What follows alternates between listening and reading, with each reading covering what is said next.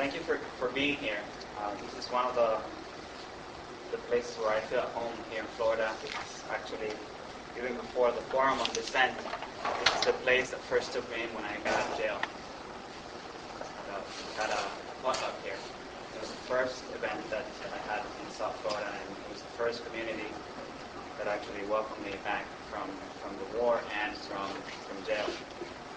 Briefly, I'll tell you that I'm the guy who served in Iraq and decided that he didn't want to continue participating in the war, and so I went AWOL, and eventually I surrendered to the military, but not before going public with my dissent and talking about my views on the war and my experience on the ground in Iraq, and talking really about what made me from being a pretty gung-ho infantry soldier to being a conscience objector.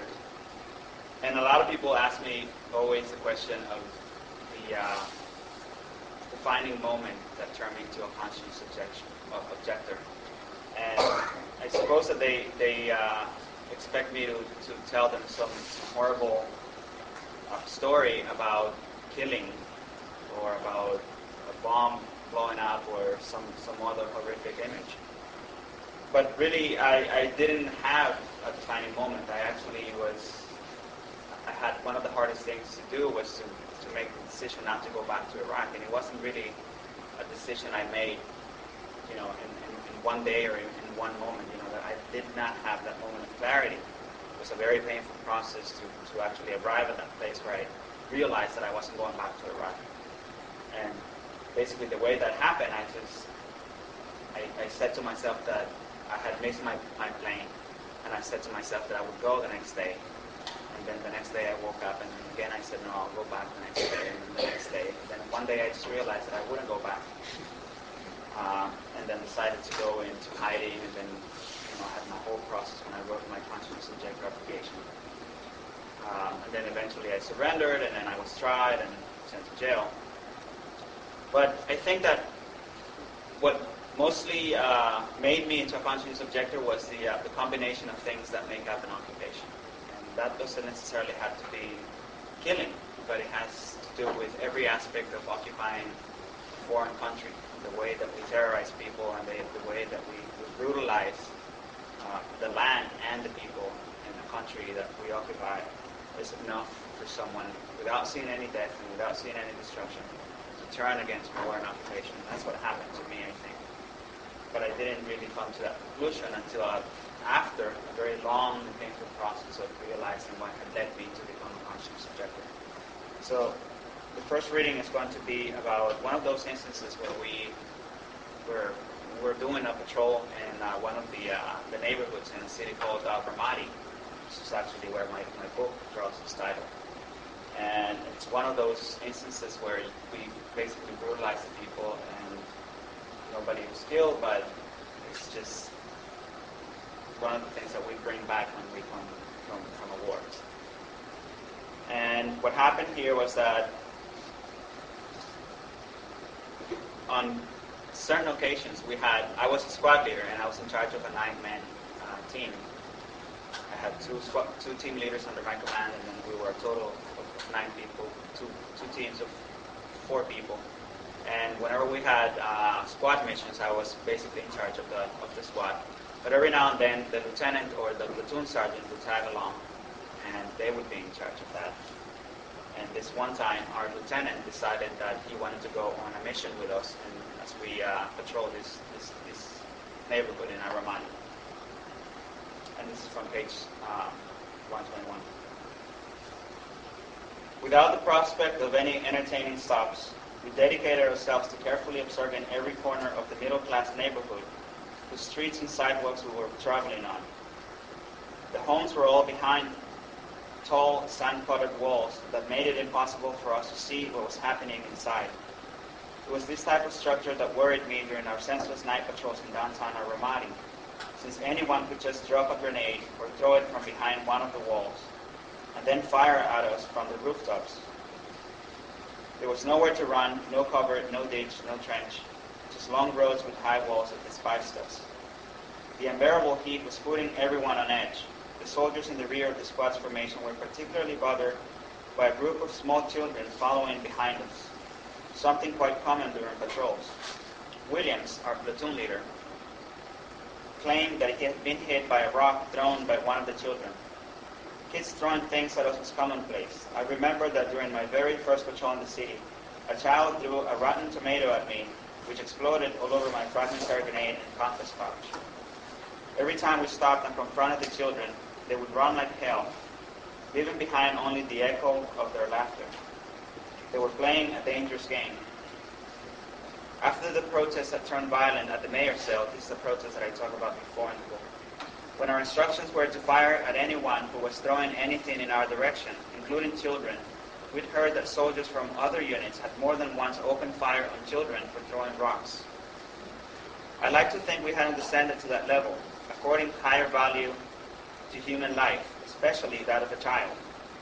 But the heat was really getting to us. We were sweating so profusely that we had to keep patting off our shoulders and backs, and especially our bare necks, where salt deposits from evaporated sweat really burned the skin. We decided to take a short break by a half-built house, stretching out along the cool shade of its incomplete skeleton. Specialist Funes, who was one of the team members, had a watch that showed the temperature, and according to him, it was reading 120 degrees Fahrenheit in the shade and 139 out in the sun. The water in our canteens was so hot it was undrinkable. We were exhausted, but we kept our gear on, everyone except for Williams, our platoon leader. He began stripping down, dropping his armor and ammo onto the ground. "I want to teach his kids a lesson," he said, taking off his black vest. "The little one with the red shirt," he said, pointing at the crowd of children, most of whom were barefoot. "That's the one that got me with the rock." Williams was by now stripped down to his bare uniform, losing about 50 pounds in gear. He was a pretty athletic guy, as he demonstrated when he suddenly took off, running after the crowd of kids who quickly dispersed into the side streets. "Man, I can't believe he's doing that," said Rosado, who was one of my team leaders. In a few moments, Williams had caught the kid with the red shirt, who he dragged for 50 meters back to where we were resting. The child looked to be about 8 years old and was crying pitifully as he tried to get loose from Williams' powerful grip. "Aha," said Gallegos, my other team leader, pointing at the kid with a grin on his face. "So you like to throw rocks, do you?" Between sobs, the kid spoke what little English he knew. "No, mister," he cried. "Me no Alibaba." That was the phrase used by pretty much everyone in Ar Ramadi who wanted to deny wrongdoing in the face of arrest. And on rare occasions it worked. But Williams wasn't having it that day. "What are you going to do with him, Sergeant Williams?" asked Sergeant Rosado, looking concerned about the child. "I'm going to take this little to the base and I'm going to arrest him," answered Williams as he started to put his gear back on. "That's the only way these kids are ever going to learn not to throw rocks at us." There was some logic to Williams' idea of making an example out of the kid. The main reaction of most in the squad was one of amusement. Of those of us who weren't laughing, Rosado was the only one saying anything. "But he has no shoes, Sergeant." Rosado's observation was greeted with laughter. "I don't care," continued Williams. "I'm taking this one with us." The children had regrouped at a distance and were now peering in our direction, clearly wondering what was about to happen to their friend. One thing I had noticed about Iraqis was the way they stuck together. People we detained during traffic control point missions, who clearly didn't know one another, were very soon deep in conversation as though they were old friends or family from childhood. These kids were no different.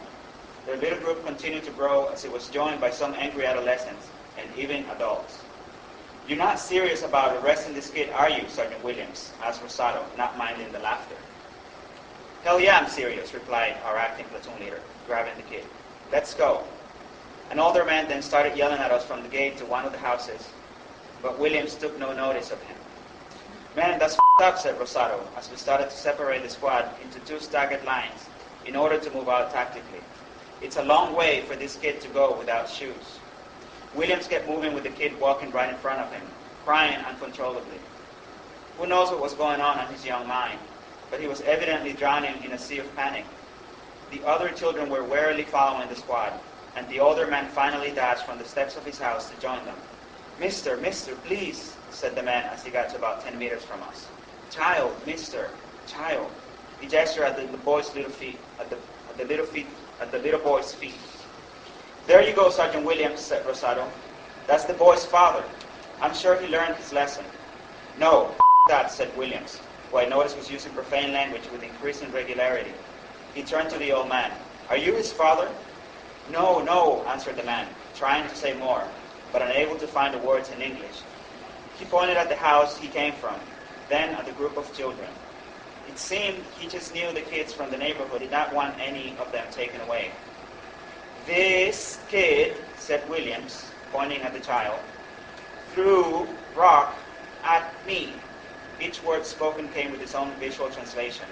"I am going to arrest him." Williams' hand pointed at the child's hands, which he had restrained with plastic ties. "No, no, mister," begged the man, understanding what Williams was saying. Me, he said. "You? You what?" asked Williams. "What are you going to do?" The older man's hands were raised to the level of his eyes, fingers spread apart and pointing upward, his mouth open but unable to speak. We couldn't understand what he was trying to say. The crowd was getting larger. "No, this," said the exasperated platoon leader. "We're leaving." But before we could move off, the old man had walked up to the kid and delivered a powerful slap across his tear-streaked face. The child let out a short scream but did not say anything more. "There you go, Sergeant," said Rosado, looking at Williams. "Let the old-timer take care of him. Let the child go." Williams thought about it for a moment. No one was laughing anymore. I thought, "Let him go, Williams. Let the kid go." I was all the way with Rosado, but I kept my mouth shut. The older man stared at Williams with desperate expression on his face. The child was now crying quietly, not looking at either the older man or at Williams. "No," was the final verdict. "Man, that's really up," Rosado muttered. No one else said a word. The older man landed another hard slap on the child's head, then a third, this time with his fist. But still, Williams appeared unmoved. "Man, Sergeant Williams, let him go, man. Let the kid go." Rosado seemed to speak the words more for himself than for the kid. "No way," said the unwavering platoon leader. The old man now launched a flurry of kicks and slaps on the child, each one harder than the next. Even though the child screamed violently, he never looked up at his assailant, who seemed to be in more pain than the kid himself, as he delivered the beating. The entire neighborhood had gathered by then, and stood in silence as they witnessed the pounding of the child. Even those in our squad who had laughed at Rosado were now quiet. The kid was no longer crying, but the man was in tears when he tried to plead with our leader. "Mister, please," he implored. Williams thought for a moment. "Okay, cool," he finally replied. He took out a pocket knife and cut the kid's restraints. "You can have him." We left the area and set up a traffic control point for a while before returning to base. The incident was never spoken about again, but when I came to look back on it, I remember how my heart had cried out for me to take a stand alongside Rosado. Yet I had chosen to remain silent, to swallow my moral outrage and go with the crowd, leaving him to fight a battle he should never have had to fight alone. I comforted myself by recalling that, when we returned to patrol the same neighborhood a week later, not only did the children no longer throw rocks at us, they didn't even follow us. What Williams had done might well have saved some of those children from being killed for something as minor as throwing a rock at an infantry patrol. The truth as I see it now is that in a war, the bad is often measured against what's even worse, and that, in turn, makes a lot of deplorable things seem permissible. When that happens, the imaginary line between right and wrong starts to vanish in a heavy fog until it disappears completely, and decisions are weighed on a scale of values that is profoundly corrupt. That day I was wrong not to listen to what my better judgment was yelling at me. By ignoring it, I failed not only my own principles, but also the one person who was taking a stand for what was right and decent.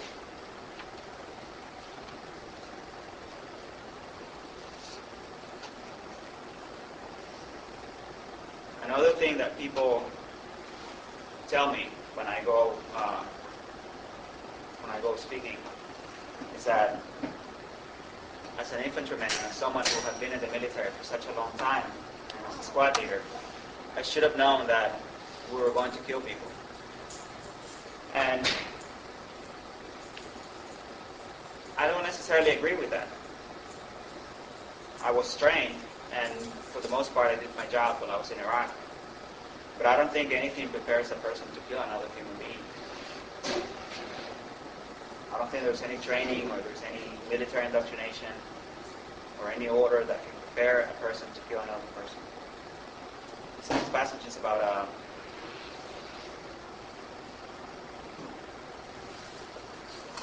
protest that we had to crush.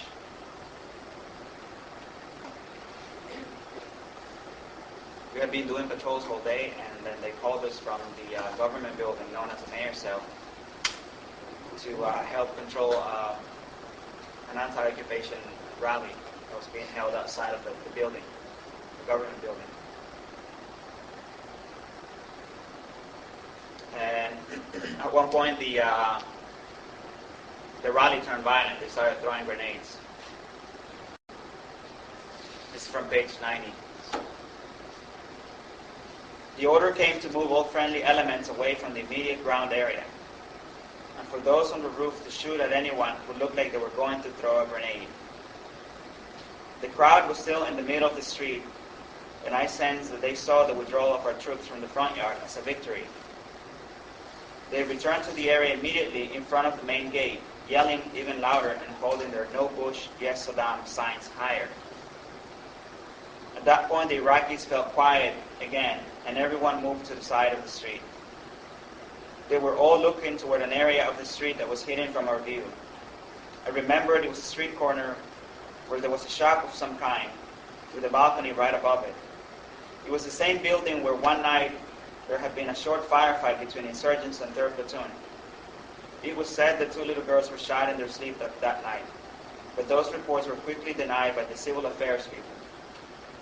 Now, from a corner of the same building, a young man could be seen emerging from the watching crowd. He was wearing gray slacks and a long-sleeved shirt of the same color. He was very young, perhaps 16 or 17 years of age. I followed him through the aperture of my M16 sight. "What are you doing, man?" I thought. He continued to walk toward the walled-in yard of the compound, which was now deserted. He pulled his right hand out of his pocket, and I could see it contain a small black object. He threw his arm back. I have no memory of squeezing the trigger at the moment that a storm of bullets rained down on that young man, ending his life at once. I remember the grenade he threw exploded near where he died, far from all of us who shot at him. I also remember a couple of old men emerging from the crowd after we ceased fire, their arms held up to show they were unarmed, their heads bent. They grabbed the lifeless body by their shoulders, dragging the young man into a pool of his own blood. They moved back quietly until they were swallowed once again by the crowd, now silent, in mourning for their lost son. The rally resumed shortly afterward, and we ended up having to call helicopters to disperse the people. The total body count for that demonstration, unofficial as usual, was 4 dead and several wounded, all were Iraqis. We were told to go back inside the building after the crowd finally left. We had to get ready for more patrols around the city. I went to a dark and isolated corner of the building and sat down for a moment, away from everyone's sight, and removed the magazine from my rifle. I had 19 bullets left, which meant I had fired 11 rounds at that young man. And it's not just the people we kill, but their families too, especially the children. It's really hard to cope with that. Sometimes it's so hard that we can even remember it, and when we do remember it, for a lot of people, it just becomes unbearable. It just becomes impossible to look themselves in the mirror every morning. So we have a lot of people committing suicide and self-medicating with alcohol and drugs, and we already have a homeless community of Iraq War veterans. But one of the toughest things is dealing with the aftermath of firefights and facing the civilians, and particularly the young people, the children. A lot of times what happened also was that with all of our knowledge and our experience and our technology, we're not really using that in our advantage, because our leadership wanted to basically to get promoted and to gain combat medals and awards and things like that. So they would go out of their way so that we would get attacked and to instigate firefights and things like that. And this was one of those missions. We had been ordered to seal the city after an attack for 5 straight nights. And we basically did the same thing over and over without basically doing reconnaissance missions, without having observation posts out there, without following any of the procedures that we were supposed to follow as infantrymen in order to not only protect ourselves, but also to protect the civilians. So this is one of those nights when we're supposed to go out and set up a blocking position to seal the city. And we were supposed to go out after first platoon. We were in second platoon. And when we were supposed to go to our site, they told us that the first platoon had been attacked. And this was expected because we had been doing this senseless mission for so many times that we kind of expected it, but you can never really be ready for that. And this is when we're getting ready to go out into this mission to seal the intersection. It's from page 169. There was no response, probably because the Motorola's were hard to hear a lot of the time. We set off for first platoon's position, bypassing our own 5-road intersection, driving down roads that seem perfect locations for IED, which are improvised explosive devices. Our stomachs were in our mouths, knowing we were heading straight into the belly of a raging gun battle. The traditional sounds and visions of war announced the firefight minutes before we arrived at the scene. The powerful rounds of a 50 caliber machine gun streaked across the night sky, traces of light along their deadly trajectory, and the rattle of small arms fire could also be heard in the near distance. Ahead of us, the sides of the road were occupied by first platoon soldiers lying in prone positions, behind low mounds of broken bricks and scrap, the kind of trash that lined the streets all through the city, nearby desert. With first platoon spread out across our front, countering the enemy's attack, it was impossible for us to fire our weapons without endangering our own people. All we could do was to secure the rear of the formation and wait for the firefight to subside. As the battle raged, reports came in that there were at least 2 serious injuries. First platoon's lead Humvee had been hit upon arrival by a blast from either a rocket propelled grenade or a mine. No one knew for sure. The vehicle's gunner, Specialist Ricio, had taken shrapnel and bullet wounds on both of his legs, losing most of the flesh from one of his calves, and nearly dying from blood loss. Specialist Mayorga, these are all people from Miami, by the way. Specialist Mayorga, the platoon's medic, was riding in the same vehicle and lost 3 fingers. Other casualties included Sergeant First Class Mateo, the platoon sergeant, who took shrapnel wounds to one of his arms, and First Platoon's platoon leader, Lieutenant Barr, who was hit by shrapnel in the back of his neck. The only person unscathed was the lieutenant's radio operator. The vehicle was destroyed. When the gunfire finally stopped, I heard a voice on the radio requesting Demarest, our platoon sergeant, to send one of our squads on a search and kill mission into nearby woods where someone in First Platoon thought we would find injured enemy personnel waiting for us. I knew the area. It was located next to the Euphrates, covered with low bushes and with little light, a perfect spot for booby traps and improvised explosive devices. I could hear an urgent inner voice pleading, "Not my squad, please. Don't let it be my squad." "First squad," yelled Demarest. I thought, why did it have to be us? "Don't say it, Demarest, don't you dare. Get your squad ready, Mejia. We're going on a search and destroy mission." "Roger, Sergeant." My reply surprised no one more than me in its conviction and fearlessness. "Rosado, Gallegos, get your teams ready. We're going to search for enemy dead and injured." "Milligan," continued Demarest, "you're coming with us too." Great, I thought, feeling very relieved that we weren't going alone. By the time we left for the woods, we had first and second squads, plus Demarest and the executive officer, all going on the mission. On our way to the low ground, we walked past the dead body of a large man on the side of the road. First platoon soldiers who were carefully guarding their perimeter with their weapons facing out, and away from the dead man, turned their heads to get a quick glimpse of us as we moved stealthily toward the dark bushes. What little we could see of their expression was not encouraging. It was a familiar look that expressed sympathy and concern, but above all the message, better you than me. A small person stood next to the dead man, who appeared to be covered from head to toe with a white sheet. Several people later told me this was a young child standing next to the corpse of his father. I subsequently tried to remember the boy's face, whether he was crying or looked sad. But the more I tried to remember, the more I realized there are moments in my memory will just never let me revisit. We walked on, fear stalking our every step, combing the small creeks and undergrowth next to the river, but finding nothing. As we returned to relative safety, I was aware that something was preoccupying me, something that would not allow me any measure of peace, but that I could not quite identify.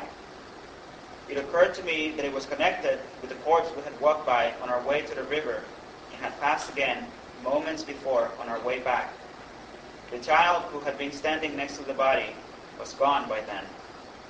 I retraced my steps, telling myself that I was going back to collect punes, who had stayed behind talking to soldiers in 1st Platoon. In fact, I wanted to take another look at the corpse. I was curious about the white sheet that was covering it and about where it had come from. I knew we didn't carry them. I paused next to the body and stared at it for an infinite moment.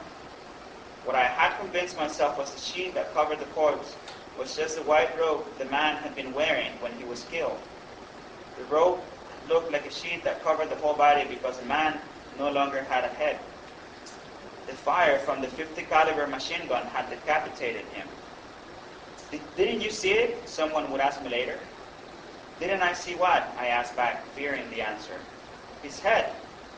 His head was right next to him by the curb.